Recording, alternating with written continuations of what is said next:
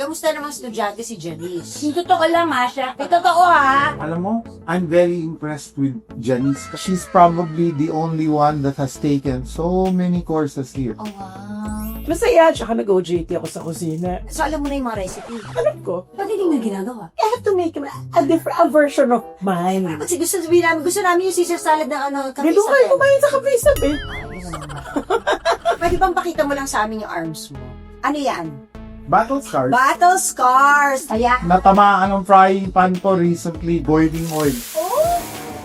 Late po ako tinapon niya. Matabang. Salt ang problema ko noon kasi lagi akong under season. Takot na takot ako mag-asmit. Kaya ako parang mas gusto ko na, oo, masusundan mo siya sa cookbook, sa ganyan. It's not the recipe. It's the It's just the technique. After 44 years of Cafe Isabel, how do you want Cafe Isabel to be remembered? hirap ah. Let's just say, it's an iconic restaurant. Where dining is Divine.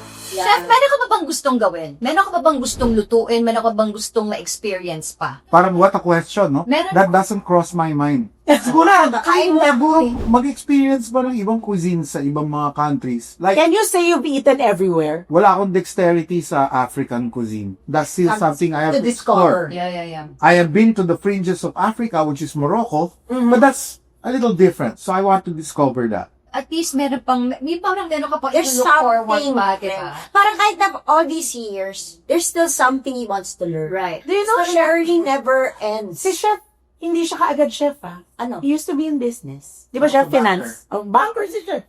So, paano ka napunta? Paano ka napunta sa pagluluto? Mula nung bata ako, hobby ko, luto ako ng luto, di ba? Pag weekends, luluto ako para sa mga kaibigan ko. Ang sarap ba pala nung maging Tapos nabalitaan ng mga manager, vice president. Naluto Kasi nga luto ka Set up a restaurant, invest kami. Hindi, nag-set up ako maliit lang. So what was the first Sabi restaurant? nila, Cafe Isabel, which is why I'm Why is it saying called Cafe? Yes. okay, Cafe Isabel is my grand aunt. Kapatid ng lola ko who spoiled me rotten kasi she was childless. Mm. And then, I meet a girl called Isabel with an I naman. Who Ang dami. who gave me two beautiful kids. Yeah. We're not kids anymore. By the They're not way. kids anymore. Pero para sa akin, pag ganun, kids pa rin tawag, no? They will always be kids to us. Ang interesting ng story, so banker siya, ang sweldo, makapagluto nga. Oo, hobby kasi, Oo, hobby. di ba? Tapos nalaman, word of mouth, pag talagang masarap, kakalat eh. Totoo. Totoo yan. Pati Diba? word of mouth. Like, And the rest is history. Talagang ang galing ng Pilipino sa chismis. Kasi Nakapasa-pasa, di ba? Diba? Ang galing ng Pilipino sa chismis, nandahil sa chismis, may positive side din pala. Hindi na may So, kinabahan. Are there any recipes here that came from your grand? Yeah, the lengua. We have a tocino del cielo. Later you'll taste Yes, that. ito sino del shell. The rest are iconic. It's iconic, but Ito, your paella, recipes. galing sa bahay natin ito. Chef, bakit ang lambot ng lengua? Talagang Maganda. binraise mo ng gusto ng matagal. Hanggang Maganda. for tender. Magano ka? Ang test run is, Grabe. pag hiniwa mo, tas ginanong ng tinidor, pag nakat mo, yun yun. Yun na yun. Ito, classic Cafe Isabel, ano to? Decor. Pasta to. Shingaling. Inamit. Pritong pasta, di ba? Shingaling. Tanong ko naman, dahil naging estudyante niyo si Janice, kamusta namang estudyante si Janice? Yung totoo lang, Masha. May totoo ha? Alam mo, I'm very impressed with Janice kasi minsan, hindi na nakakapagtanggal ng makeup pagkagaling sa shoot. Andito, nasa shoot siya kagad. Never siya nag-irregular na student. Dire-diretso. Sumama siya sa klase talaga. May kaklase siya. At saka nag-graduate talaga siya, ginawa niya lahat. Oh. At saka, kasi bawal umupo eh. Oh. Pag nasa class ka, wala kaming upuan doon ha. Ay, nakatayo. Pag tayo, minsan 8 oras kaming nakatayo. Many of the Kasama sa training yun eh. many of my students na in the acting field, minsan kailangan mag-absent. Kasi Mag-makeup na lang siya. Si Janice hindi ganun. So, mas pipiliin niya ang yung pag-aaral, Yes, yung sa, priority niya. kesa mag-shoot. Commitment talaga kasi siya. Hindi lang isang course ang kinuha ni Jens, ha? Hindi. May tinapay pa ako eh. Oh, Tinapa. ang dami niyang kinuhang courses. Of all the people in the acting field, she's probably the only one that has taken so many courses here. Oh, wow. Masaya, tsaka nag-OJT ako sa kusina. Eh. So, alam mo na yung mga recipe. Alam niya? Secret, alam ko. Bakit niluluto sa bahay? Ba't hindi mo ginagawa? I have to make a version of mine. Kasi gusto namin yung Caesar salad na ano, kami Dito kayo kumain sa Cafe Isabel. Ay, yun naman ba? So, wala pala tong dahil kapatid mo, dahil... Right. Pwede. Ito na, chef. Pwede bang pakita mo lang sa amin yung arms mo? Ano yan? Battle scars. Battle scars. Look, oh. Ba't sa akasikskalan ka? Ano yun? Hindi, ano yan? Obed. Stupidity yan. Sabi, Kwento din siya. Tama. Ayan, oh. Ayan, oh. Ayan. Kaya, Natamaan ng frying pan to recently. Nag-shooting ako. hanggang ngayon, chef, nangyayari pa rin sa'yo. Yes, yes. At nagtuturo ako ng cutting, di ba? Yeah. Ng kutsilyo. I've been teaching cutting skills for what? More than 20 years. Hindi ako nasusugat. Pero isang ganun lang, oh. Aray. Ouch. Boiling oil. Oh! Tapos, dahil alam kong magbi-blister, di ba? Magchichicharon yung skin ko. Kailangan ituloy. Kasi pag mapula na at pangit na, hindi ka na makakashoot. Iba na yung ano, iba na yung lente. Ang tuloy. you Tuloy like it natin. best, Tuloy girl. natin. Oh my God. Wala, di ba na nag-aaral ako, ang dami ko? Yes. Oo, ang dami. Sa oven, pagpala ko sa oven, lang yung mapapasok. So talagang hindi siya maiiwasan na magkakaroon ka talaga ng mga... pagluluto. Lalo na sa cutting skills. Mabilis eh. Ako wala akong cutting skills. Mabilis, so dami ko na sa daliri. Sure. Meron pang ginagamit na parang cover for the fingers? Merong bago ngayon. Merong mga cover na mga dinesign. Do you allow that? Merong mga armor. Yes. Kaya yung ganun. Kahit mga alam mo, estudyante. nakakatuwa, ano may mga bago ngayong gloves na parang Nike. Yes! Parang nakita ko yung May chain? Yes, yes, Ano yes. mo, oo. Parang nakita ko. Pero, after a while, yung student, tinatanggal din kasi gusto nilang Maramdaman. Feel anything. Iba yung pakiramdam eh. So baka bumagal ka. So ikaw, chef, ano sa mga menu mo sa Cafe Isabel is the closest and dearest to your heart? Your favorite? Halos lahat. Like, ako gumawa nito, yung marination, it has to come from me. Some can be very touching. Pinapunta ako ng Amerikano, regular client ko. Everything's good. Your Caesar salad is horrible. Gumanon sa akin. But this is, Yeah. this Caesar salad is classic. Yes. That's the way it's supposed to be made. Before. And this is Pinoy Caesar salad. Oo. This is not the way Yes. you do it in the States or in Canada or what. Your Caesar salad is horrible. Alam mo, I want you to experience a good Caesar salad kasi Oo. yung Elks Club, yung American Club, Oo. I'm gonna bring in the maitre d' of the Elks Club. Sabi niya Okay. gano'n. Even though he's retired, I'll bring him in. Pinafly niya from Baguio. Oh, Pinapunta niya rito, tinuruan ako. Oh. Isang hapon. At ito na yun. That's Pansit, pansit. his technique. Yeah? That's the technique. It's not the recipe. It's the It's technique. the technique. Most of the time, sa food, it's not a recipe. Kaya di ba minsan, lagi sila nagtatanong, pahingi naman ng recipe, pahingi naman ng recipe. Madaling magbigay eh. Galing magbigay, pero yung timing, yung technique, you don't read it. I remember sa mga cookbook, nakita mo, bababasa mo lahat ng ingredients. Nandun kompleto. lahat, very detailed. Oo, sasabihin sa'yo. Pero pag hindi mo alam yung technique, Ayun hindi na. mo makukuha minsan. Hindi mo masusunod. Kaya ako parang mas gusto ko na, oo, masusundan mo siya sa cookbook, sa ganyan. Pero mas gusto ko yung hands-on, yung mas nakikita ko. Ako Kasi rin. from there, makikita mo Mas more or less maalala yung mo. technique. At saka yung technique, diba, kung paano, kunyari, ilang beses mong hakaluin. I'm sure may bilang din yan. Kasi pag na-over, feeling ko magiging ganyan. So, parang, Pakaramdam eh. Minsan, it's a feel eh. Teacher ka, di ba, chef? Bakit? Bakit gusto mo yung pagtuturo? Why? You want to make people learn. But at the same time, as you're teaching, you are also learning. May nadidiscover ka something else. Kunyari, yung technique nito, may nadidiscover ka na iba na nai-incorporate mo. After 44 years of Cafe Isabel, how do you want Cafe Isabel to be remembered? Ang hirap daming let's just say, it's an iconic restaurant. Tama naman. Yun lang. Ikaw, ano? Where dining is Divine. divine. Dapat siya nandito yun. Dining is divine. Ayan na, chef. Magpagawa ka na ng signage nun. Dining is divine. Chef, ano pwede mo i-recommend pa rin doon sa mga, for example, ninanunod sa akin na mahal naman kasi ng mga pagkain. Lahat ng kinain natin. Yung pwede nila lutuin. Na, wala dito. Na, mura lang naman nung magluto ka ng ano. Let's say, magluluto tayo ng sinigang. Magluluto tayo ng paksiw. How do you make that excellent? How do you make an excellent paksiw? Eh, di ba yun Use the best ingredients that you can find. Eh, dami na natin And iba then- klaseng suka. And then, your thought while you're cooking, hindi ako gumagalaw ng pagkain pag galit ako. Ay, nag-iiba talaga, chef?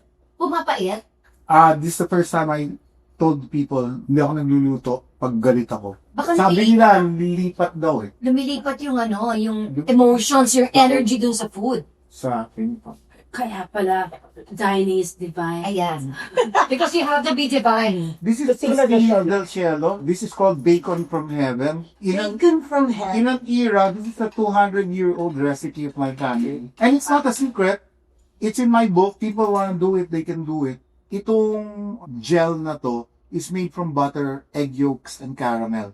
In an era where there was no vanilla, no lemon extract, no nothing. A little goes a long, long way. You know, si Anthony Bourdain, kinuha yung isang buo, sinubo niya. Oh, Yung buo? Kamusta Give naman me siya? one of those. Kamusta naman siya? Sabi ko, wow! Kamusta naman oh siya? my gosh. Ay, masarap daw.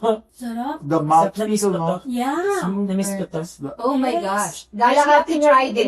You have to try this. Super sarap, promise. Lapit natin. Tingnan nyo, yung consistency, yung oh my Ang gosh. sarap nito. Guys, you have to try all the food. I'm not joking. Oh my gosh, ang sarap nito. Oh my gosh. Nakalahati ko agad. Pinalahati ko. Alam mo, may gabi ko. Perfect! Wala na! Kape. Tayo. And this one. Perfect. Oops! Sakap. Coffee. Hindi kami hindi dyan. Americano? Americano. Amerikano. Ayan na si Peter Pan. Cappuccino. Ayan na si Peter Pan. Ganda naman ito. So, here's our... Mahirap yan. Mahirap yan. Say, describe natin kay Chef. Chef, what is that? Yan like Peter Pan? Why do I call it Peter Pan? Okay. Peter Pan is someone who refuses To grow up. to grow up. Yes. This is everything a person who refuses to grow up likes. It's like even by 60-year-old children, it's caramel, chocolate, vanilla, banana. Oh my gosh! Ano mo, itsura pa lang niya, parang ang sarap na niya. Mm-mm. Pero nandito pa rin ako, hindi ako makapag-move on dito. Sarap na. Ito, classic talaga to si Tocino del Cielo. May peanuts. Yes, may peanuts. Nakalimutan ko sabihin yan. Try the sugar. Ang sarap ng Peter Pan. I think I can plan it. It's giving me some, it's giving me some happy memories. Ay, ikaw si Tinkerbell! Yeah. Happy sa hair mo! May Tinkerbell. Thank you, Chef. Hindi parang kumakain ng double dutch na Rocky Road na Oo. may cotton. Pinapinipig crunch. Yan, yan. Ay, naubos! Wala na. Here we go. Butas. Oh my God. Butas, chef! Yung plato nyo dito, butas. Butas ng plato niyo, chef. Go. Butas. I have to say, Kaya ito may tanong ako as a student naman at a teacher ikaw. Let's say kunyari, may estudyante ka ba ever na talagang walang kaalam-alam sa pagluluto? As in, hindi niya hilid, wala siyang alam. The best students. Makakita ka na ng dry na sponge. Yes. Pag binasa mo, Na-absorb Pasok. na lahat. walang ideas na iba. Mas oday duruan. You know that on the first day of class, sinasabi yan ni Chef, lahat ng alam nyo, lahat ng naiintindihan nyo sa pagluluto, throw it all out. Because you have to start fresh. So kung ang alam nyong gravy, or alam nyo sauce na spaghetti ay matamis-tamis, ayoko niyan. Tapon nyo yan. Ayaw mo yung pagkakas party. Mas liberated ng... You see, I also learned from teaching. Yeah. Pag sinabi mo Filipino style, meron kang secret na mga gusto, katulad ng macaroni salad, mga pan-children's spot. Yung may pineapple na macaroni sa halal. Pagbukas ko ng refrigerator ko, ayan. Meron akong konting macaroni salad, mag akong TV.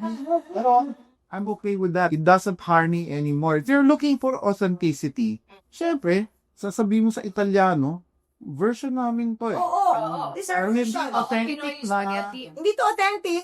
pasta ang ginamit, pasta nyo ang ginamit namin. Pero ito yung Pero sauce Yeah. namin. Ito ka, Pero sauce namin.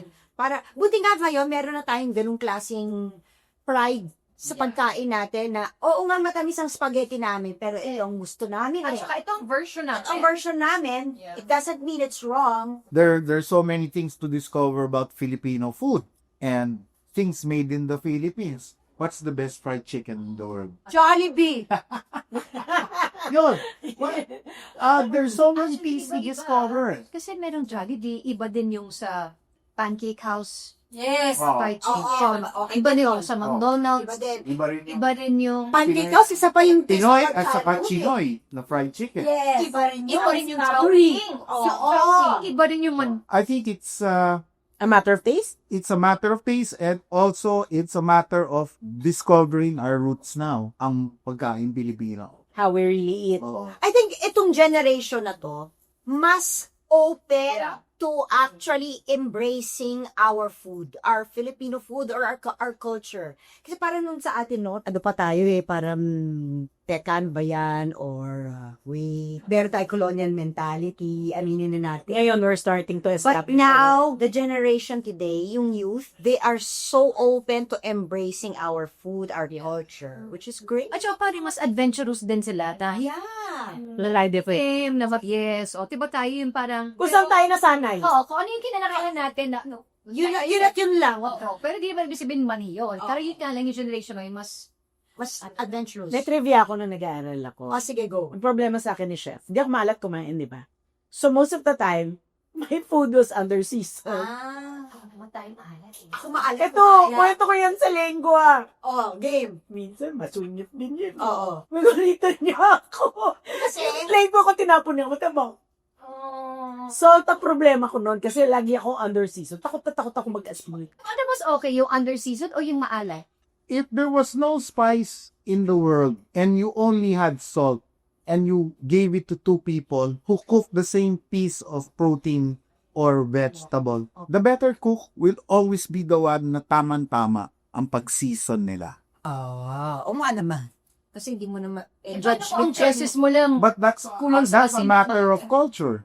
Because if you go to places na inland like Argentina, parang mas mataas ang timpla nila. Kasi wala silang dagat eh. Tayo, we can get salt from anywhere. oo So, nga. hindi tayo kailangan maalat magtimpla. Para tayo nabihleso. At saka tuloy-tuloy ang kain, ano? Tuloy-tuloy ang kain.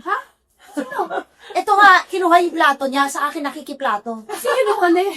Naubos natin. Champion, winner talaga to. Ito si pork. That's a 650-gram piece of pork chop. That is good. Is that a special At ketchup? Guys, gusto Special. ba namin? Pinasimot namin. Promise. That's good for at least four. At Ay, least five. Kumain na kumain. Right namin? Hindi namin type. Hindi namin masyado. Hindi namin type. Ano nga, pork house. Pork. Their house. Pork. Diba? Ang witty. Ang witty. Oh, anyway, thank you so much, Chef, for the beautiful food. Marami pa. Kakain pa kami kasi hindi namin mapagsabay. Happy tummies. Happy tummies, thank you. Thank you so much. Till next time. Till next time. Next time. Thank you. Invite them, chef. Invite them. Maraming salamat at punta kayo dito sa Cafe Isabel. We discover Cafe Isabel. Halos lahat ng gabi meron tayong good food, music, magic Perfect. formula for romance. Here at 175 M. Paterno Street, San Juan City. Where dining Is divine. Diba? May bago tayo na coin na motto. Dining is divine. Ayun, chef, what time this, open? We open at 11 na lunchtime. Dire-diretso na yun hanggang, pero weekends hanggang 9. Pero weekends hanggang 10. Thank you, chef. Thank you, chef. Makikita niyo pa si chef sa other video natin. So, Abangan niyo yan. Abang yan. Dito lang po sa Wala